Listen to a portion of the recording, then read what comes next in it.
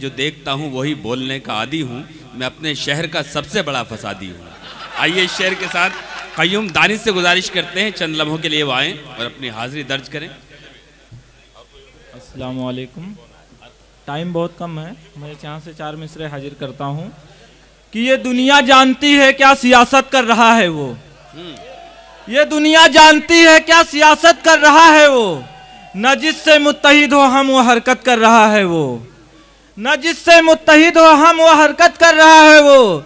कई फिरकों में बढ़ जाने का मकसद जानते हो तुम। हुकूमत हमको करनी थी, हुकूमत कर रहा है वो। हुकूमत हमको करनी थी, हुकूमत कर रहा है वो। वाह क्या कहने। दौरा करके लौटा है अमेरिका और जापान में। दौरा करके लौटा है अमेरिका और जापान में।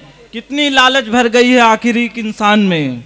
हमको बागी कहने वाले अपने बारे में तू बता। बिरयानी खा के आया है खुद पाकिस्तान में। बिरयानी खा के आया है खुद पाकिस्तान में।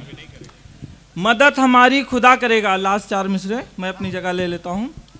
मदद हमारी खुदा करेगा, हर एक गम की दवा करेगा।